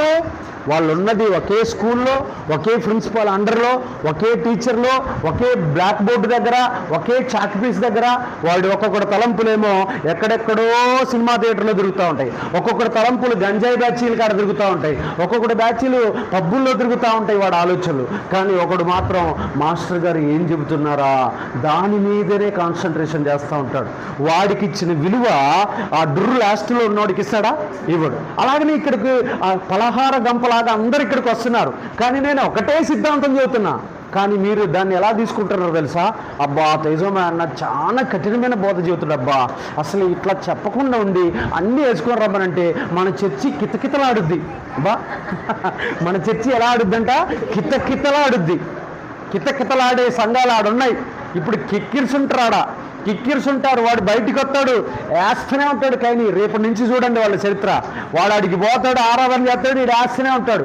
అడిగి పోతాడు, ఆడ ఒక 2 గంటలు ఆయన కనపడ్డు, ఆయన వినపడ్డు, ఆయన పేరు తెలదు, ఊరు తెలదు, వీడు బీడీ సిగరెట్ తాగుతూనే ఉంటాడు. ఏమి కొంపలు కూలుతూనే ఉంటుంది, ఏమి అబద్ధాలు ఆడుతూనే ఉంటాడు, వీడు లంచాలు తీసుకుంటూనే ఉంటాడు. కానీ ఒక్క రోజుకు మాత్రం 10 లక్షల మంది కనపడతారు. ఆడ 10 లక్షల మంది ఉండి పాపాన్ని జయించలేని వాళ్ళు 10 లక్షల మంది ఉండి ప్రయోజనమా? పాపాన్ని చంపేసిన వాళ్ళు 100 మంది ఉండడం గొప్ప. పాపాన్ని చంపేసి పాపాన్ని విరిచివేసుకొని క్రీస్తు యేసు కోసం క్రీస్తు యేసులాగా మారిన వాళ్ళు 2 ఉన్నా చాలు పరలోకం పోతాం. కానీ ఆ ఇద్దరిలాగా కూడా కఠినమైన బోధకు అప్పగించకుండా మా పాస్టర్ గారు ఈ సిద్ధాంతాన్ని అన్ని తీసేయమంటున్నాడు, అందుకని మా వల్ల కావట్లేదు, మేము ఆ బోధలో ఉండలేకపోతున్నాం, మాకు అంత స్ట్రిక్ట్గా దేవుడి గురించి చెబుతుంటే మేము తట్టుకోలేకపోతున్నాం, అందుకని మేము చర్చికి రావట్లేదు అంటే రాగాకు. నువ్వు ఏడుంటావు? రేపొద్దున మేము మూడో నూతన యెరూషలేములో నుంచి నిన్ను కిందకు చూస్తే పిట్ట సీమలా కనబడతావు. మాకు ఎలా కనబడతావు? చీమలా కనబడతావు. నువ్వు మళ్ళీ మా అపాయింట్మెంట్ తీసుకోవడానికి కూడా నీకు 6 సంవత్సరాల టైం పట్టుద్ది. అర్థమవుతుందా? అయ్యా ఒక్కసారి జస్ట్ అట్లా పాస్టర్ గారిని కలిసి వస్తానయ్యా అంటే నో ఛాన్స్. నువ్వు భూమి మీద ఉంటే భూమి మీదనే ఉండాలి, ఆకాశంలో ఉంటే ఆకాశంలోనే ఉండాలి, నూతన యెరూషలేములో ఉంటే నూతన యెరూషలేములో ఉండాలి, సియోన్లో ఉండేవాడు సియోన్లోనే ఉండాలి. ఆ మహిమను దాటి కిందకి రావడానికి ఆస్కారం లేదు. ఈ దరిద్రమైన మహిమలో నుంచి ఆ అధికమైన మహిమలోకి పోవడానికి వీళ్ళకి ఛాన్సు లేదు. ఇప్పుడు యేసు ప్రభు వారు డైరెక్ట్గా రాత్రి వచ్చి మీకు వాక్యం చెప్పొచ్చు, కానీ ఆయనకు కూడా నియమం ఉంది తెలుసా? ఆయన కూడా డైరెక్ట్గా భూమి మీదకి వచ్చి వాక్యం చెప్పడానికి లేదు. ఎందుకంటే ఈ రక్త మాంసాలు కలిగిన పాస్టర్ గారు తప్ప ఎవడు వాక్యం చెప్పకూడదు. పాయింట్ అర్థమైందా? మేమే చెప్పాలి. దేవుడు కూడా తిరిగి రావడానికి ఛాన్స్ లేకుండా ఆయన ఒక శాసనం రాశాడు. ఈవెన్ నేను కూడా రాకూడదు. ఆ పాస్టరయ్య మీ ఇంట్లోకి వచ్చి ప్రార్థన చేసినాకనే నేను దిగుతా. పాయింట్ అర్థమైందా మీకు? పాస్టర్ గారు వచ్చి తలుపు తీసి ప్రభువా ఇంట్లోకి రాయా, వీళ్ళని రక్షించయ్యా అని భూమి మీద ఎవరినైతే నేను ఏర్పాటు చేసుకున్నానో ఆ పాస్టర్ వచ్చి మీ ఇంట్లో తలుపులు తెరిస్తేనే నేను రాగలుగుతా. లేకపోతే డైరెక్ట్గా నేను వచ్చి చెప్పే శక్తి నాకు కూడా లేదు. అట్ట అనుకుంటే ఏసన్న గారి కిందకి రావచ్చు, భక్సింగ్ గారి కిందకి రావచ్చు, రాజాబాబు గారి కిందకి రావచ్చు, డీజీఎస్ దినకరన్ అయ్య గారు తన విశ్వాసుల కాడికి తన వాళ్ళ దగ్గరికి కొన్ని లక్షల కోట్ల సార్లు రావచ్చు. వస్తున్నారా? రాట్లా రారు. కాబట్టి సిద్ధాంతం అనండి అందరూ. సిద్ధాంతం కఠినంగా ఉంది అంటే నువ్వు గొప్ప శ్రేష్టమైన భక్తి చేస్తున్నావు అని అర్థం. సిద్ధాంతం లూజుగా ఉంది అని అంటే చెప్పండమ్మా, సిద్ధాంతం లూజుగా ఉంది అని అంటే ప్రభు రాకడలో విడవబడుతున్నావు అని అర్థం. కఠినమైన బోధలు ఉండి పరలోకం పొందుదామా, డూప్లికేట్ భక్తి చేసి నరకానికి వెళ్దామా? చెప్పండి మీరే. ఈ సంవత్సరం మన చర్చిలోకి వస్తే 1 గంట సేపు ప్రార్థన చేపిస్తా. అబ్బా ఈడు ఎప్పుడు చెప్తారా, ఈడు గంట సేపు కూర్చోబెడతాను, రబ్బా మోకాళ్ళ నొప్పులు వస్తున్నాయి. ఈడు ఉదయం 6 గంటల నుంచి సాయంత్రం 6 గంటల దాకా పచ్చి నీళ్లు ముట్టకుండా ఉపవాసం ఉండమంటాడు. అలా ఉంటే ప్రపంచంలో ఎవ్వరికి వినబడని యేసయ్య స్వరం నీకు వినబడును గాక. ఆమేన్. ప్రపంచంలో ఎవ్వరికి వినబడిన స్వరం నీకు వినబడదు. నేను రోజు వింటున్నా యేసయ్య స్వరం, నేను రోజు వింటున్నా, నేను రోజు దర్శనాలు చూస్తున్నా, నేను రోజు అభిషేకాన్ని పొందుకొని దెయ్యాలు ఎలగొడుతున్నా, మంత్రాలు పీకి పడేస్తున్నా. మరి నువ్వు అలాంటి శక్తి ఎప్పుడు పొందుకుంటావు? ఈ 2025 సంవత్సరంలో పొందుకునేదవు గాక. ఈ 2025 సంవత్సరంలో పొందుకునేదవు గాక. చెప్పండి, నేను ప్రభువా. చెప్పండి అందరూ, నేను ప్రభువా ఈ సంవత్సరం నుంచి విశ్వాసిగా కాకుండా శిష్యుడిగా మారతానయ్యా, శిష్యుడిగా మారతాను ప్రభువా. విశ్వాసి వేషాన్ని వదిలిపెడతాను ప్రభువా. నీ కోసము నేను ఎన్ని త్యాగాలైనా చేస్తానయ్యా, నీ సిద్ధాంతం కోసం నేను ప్రాణం పెడతానయ్యా. అలాగే ఈ సంవత్సరాన్ని నేను గంటలు నీ సన్నిధిలో వాడుకుంటానని నమ్ముచు నజరేయుడైన యేసు నామమున అడుగుచున్నాను తండ్రి. ఆమేన్, ఆమేన్, ఆమేన్. అర్థమవుతుందా? ప్రార్థన చేస్తే పరలోకం తెరవబడుతుంది. చెప్పండి, ప్రార్థన చేస్తే పరలోకం తెరవబడుతుంది. ఉపవాసాలు ఉంటే ప్రభు మన ఇంట్లోకి వస్తాడు. మన ఇంట్లోకి వచ్చి మన ఎదురుగా కూర్చొని కుర్చీలో కూర్చొని మాట్లాడతాడు. అర్థమవుతుందా? దేవదూతలు మాట్లాడతారు. ఈ భాగ్యాలన్నీ పోగొట్టుకుంటున్నాం, ఈ ధన్యతలన్నీ పోగొట్టుకుంటున్నాం. ఈ ధన్యతలు ఈ భాగ్యాలన్నీ కలిగి ఉండాలంటే సంఘ సహవాసంలో కూర్చొని నేర్చుకోవాలి. కూర్చొని ఎప్పుడైతే నేర్చుకుంటామో దేవుడు అన్నిటిపైన దేవుడు మనకి కృపను అనుగ్రహించి మనల్ని ఆశీర్వదించి స్థిరపరచును గాక. దేవుడి మాటలను దీవించి అభిషేకించి ఆశీర్వదించి వర్ధిల్లింప చేయును గాక. ఆమేన్. ప్రార్థన చేసుకుందాం. అందరి తలలోంచండి.